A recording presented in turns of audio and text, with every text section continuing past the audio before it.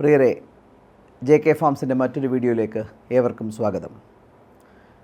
വളരെ കാലിക പ്രസക്തിയുള്ള ഒരു വിഷയമാണ് ഞാനിന്ന് സംസാരിക്കാൻ പോകുന്നത്. കേരളത്തിലെമ്പാടും ഇപ്പോൾ ക്ഷീര കർഷകർ വലിയ പ്രതിസന്ധിയിലാണ്. അവർക്ക് ഈ മേഖലയിൽ മുൻപോട്ട് പോകാൻ കഴിയുന്നില്ല. കേരളത്തിൽ പശുക്കളുടെ എണ്ണം വളരെയധികം കുറഞ്ഞു, 1/3 കുറഞ്ഞു എന്നൊക്കെയാണ് ചില കണക്കുകൾ പറയുന്നത്. എനിക്കതിൻ്റെ വസ്തുത അറിയില്ല. പക്ഷേ പശു വളർത്തൽ മേഖലയിൽ നിന്ന് ധാരാളം പേര് പിന്നാക്കം പോയി എന്നത് ഒരു വസ്തുത തന്നെയാണ്. പാല് കിട്ടാനില്ല. ഇതും പാല് സംഭരിക്കുന്ന സൊസൈറ്റികളും കമ്പനികളും ഫേസ് ചെയ്യുന്നൊരു പ്രശ്നമാണ്. അപ്പോൾ ഇനി വരാൻ പോകുന്നത് മറ്റ് സംസ്ഥാനങ്ങളിൽ നിന്ന് ധാരാളം പാൽ ഇങ്ങോട്ട് വരും. അതിൻ്റെ ക്വാളിറ്റി, അതിൻ്റെ ഉപയോഗക്ഷമത എല്ലാം ചോദ്യം ചെയ്യപ്പെടേണ്ടതായിരിക്കാം. അപ്പോൾ നമ്മൾ ഒരു വലിയ വിപത്തിലേക്കായിരിക്കാം പോകുന്നത്. ഉത്പാദന ചെലവ് വർദ്ധിക്കുന്നു എന്നതാണ് പാലിൻ്റെ വില വർദ്ധിപ്പിക്കണമെന്ന് ക്ഷീര കർഷകർ ആവശ്യപ്പെടാനുള്ള കാരണം. ഉൽപ്പാദനക്ഷമത വർദ്ധിപ്പിക്കാതെ വില വർധനവിനെ മറികടക്കാനാകില്ല എന്നാണ് ഞാൻ കരുതുന്നത്. വില വർധനവ് എന്ന് പറയുന്നത് ഒരു പരിധിക്കപ്പുറം ഒരു ഗവൺമെൻറ്റും അംഗീകരിച്ച് തരില്ല. അത് നമ്മളുടെ മുമ്പിലുള്ളൊരു വാസ്തവമാണ്, ഒരു വസ്തുതയുമാണ്. ഇതിനു മുമ്പുള്ള ചരിത്രങ്ങൾ പരിശോധിച്ചാലും അറിയാം, ക്ഷീര കർഷകർ ആവശ്യപ്പെടുന്ന വില ഒരിക്കലും അനുവദിച്ച് നൽകാറില്ല. കാരണം ഗവൺമെൻറ് ഒരു വലിയ ക്യാൻവാസിൽ പ്രവർത്തിക്കുന്ന ഒരു സ്ഥാപനമാണ്. അവർക്ക് ഉപഭോക്താക്കളുടെ താല്പര്യവും കൂടെ സംരക്ഷിക്കേണ്ടതായി വരും. ഇതെല്ലാം നമുക്ക് മുമ്പിൽ അറിയാവുന്നൊരു കാര്യമാണ്. പിന്നെ നമ്മൾ വില ധാരാളം വർദ്ധിപ്പിച്ചു കഴിഞ്ഞാൽ വില കുറഞ്ഞ ബ്രാൻഡുകൾ കേരളത്തിൽ പിടിമുറുക്കുകയും ചെയ്യും. അത് ജനങ്ങളുടെ ആരോഗ്യത്തെയും ബാധിച്ചേക്കാം. ഈ വീഡിയോയുടെ പ്രസക്തി ഇതാണ്: ഉത്പാദനക്ഷമത കൊണ്ട് മാത്രമേ വില വർധനവിനെ, നമ്മുടെ ചെലവ് വർധനവിനെ മറികടക്കാനാകൂ എന്നതാണ്.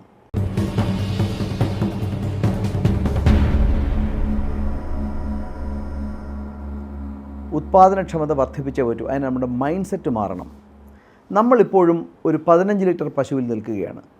ഒരു 15 ലിറ്ററിനപ്പുറമുള്ള പശുക്കൾ ഇവിടെ ഉണ്ടാകില്ല എന്ന ഒരു ഘട്ടത്തിലാണ് നമ്മളിപ്പോഴും നിൽക്കുന്നത്. ഒരു പക്ഷേ നമ്മുടെ സംസ്ഥാനത്ത് മാത്രമായിരിക്കാം ഇങ്ങനൊരു മൈൻഡ് സെറ്റ് ഉള്ളത്.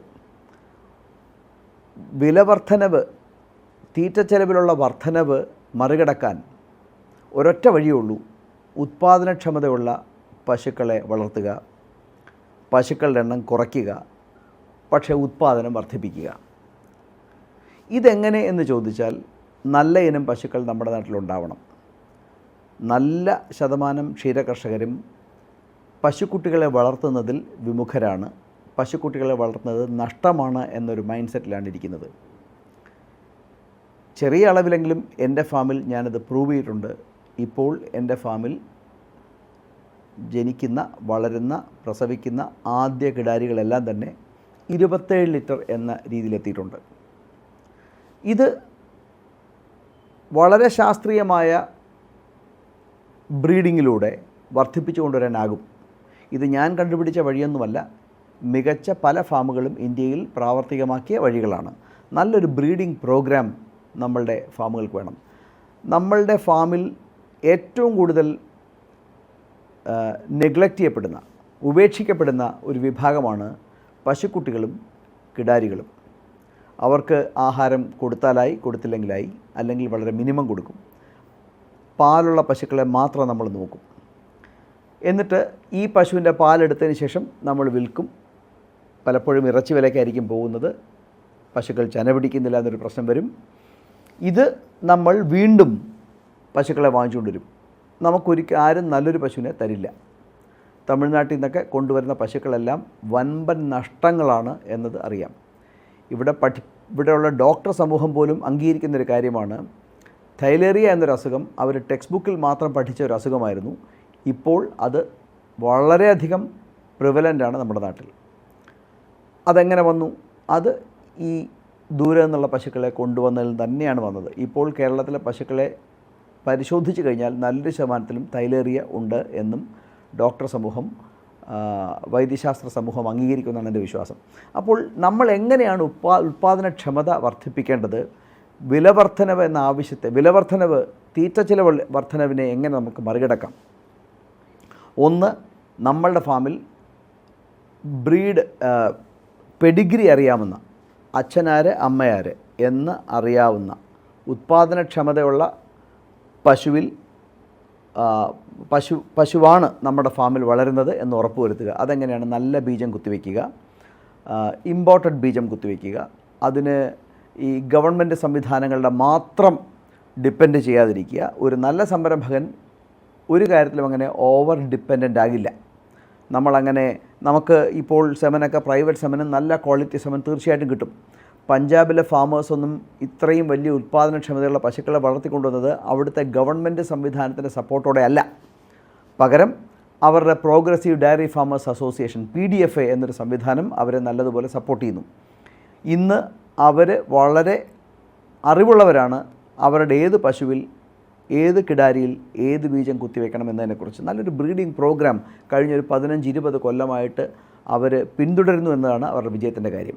അതുകൊണ്ട് ഇപ്പോൾ ഫാമിൻ്റെ ആവറേജ് എന്ന് പറഞ്ഞാൽ പഞ്ചാബിൽ 22-23 ലിറ്റർ, 25 ലിറ്റർ വരെ ആകുന്നു.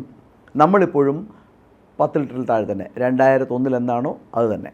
നമ്മുടെ മൈൻഡ് സെറ്റ് തന്നെ മാറണം. 15 ലിറ്റർ പശുക്കൾ മാത്രമേ ഇവിടെ വളരുള്ളൂ. ഒരു 15 ലിറ്റർ 18 ലിറ്റർ കിട്ടിയാൽ നമ്മുടെ ഫാമർ ഹാപ്പിയാണ്. അങ്ങനെ പാടില്ല. പീക്കിൽ, അതിൻ്റെ മൂർധന്യത്തിൽ 18 ലിറ്റർ മാത്രം തരുന്നൊരു പശു അതിൻ്റെ 305 ദിവസത്തെ കറവ സമയത്ത് എത്ര പാല് തരും? ആ പശുവിൽ നിന്ന് എങ്ങനെ നമുക്ക് ലാഭം ഉണ്ടാക്കാൻ പറ്റില്ല. അപ്പോൾ ബ്രീഡിംഗ് വഴി, നല്ല ബ്രീഡിംഗ് വഴി നല്ല ഉൽപ്പാദനക്ഷമതയുള്ള കുട്ടികളെ ഉണ്ടാക്കുക. 2, അവരെ നല്ലതുപോലെ വളർത്തുക.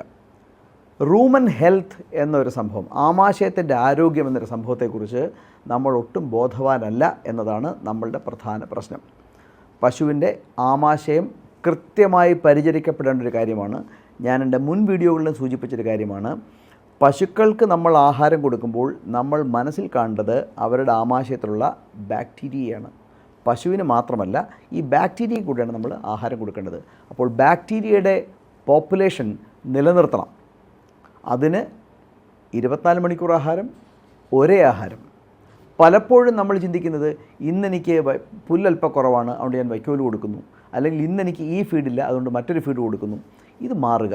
ഒരേ ഫീഡിങ് കൊടുക്കുക, ഒരേ ഫീഡുകൾ കൊടുക്കുക. അത് തന്നെ 24 മണിക്കൂർ പശുക്കളുടെ മുമ്പിൽ ഫീഡുണ്ടെന്നുള്ള കാര്യം ഉറപ്പുവരുത്തുക.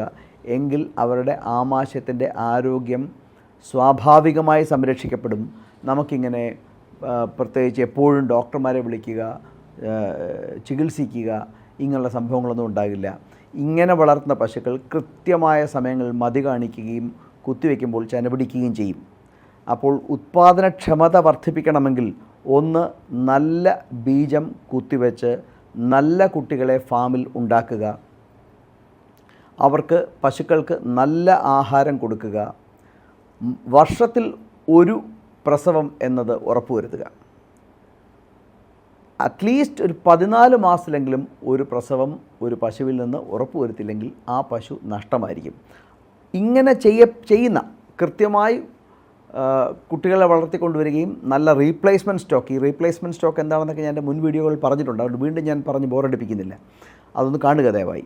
ഈ റീപ്ലേസ്മെൻറ്റ് സ്റ്റോക്ക് കൃത്യമായി കൊണ്ടുവരികയും കൃത്യമായ ആവശ്യമില്ലാത്ത, യോഗ്യതയില്ലാത്ത പശുക്കളെ ഒഴിവാക്കി റീപ്ലേസ്മെൻറ്റ് സ്റ്റോക്ക് കൊണ്ട് ആ കുറവ് പരിഹരിക്കുകയും ചെയ്ത് ഉൽപ്പാദനക്ഷമതയുള്ള പശുക്കളെ ഉണ്ടാക്കി ഓരോ 14 മാസത്തിലെങ്കിലും 13 മാസത്തിലെങ്കിലും ഓരോ കുട്ടി പ്രസവിപ്പിച്ചെടുക്കുകയാണെങ്കിൽ ആ ഫാമിൻ്റെ ആവറേജ് വർദ്ധിക്കുകയും പാലുത്പാദനം, ടോട്ടൽ പ്രൊഡക്ഷൻ വർദ്ധിക്കുകയും നമുക്ക് വിജയകരമായി പ്രസ്ഥാനം നടത്തിക്കൊണ്ടു പോകാനും പറ്റും.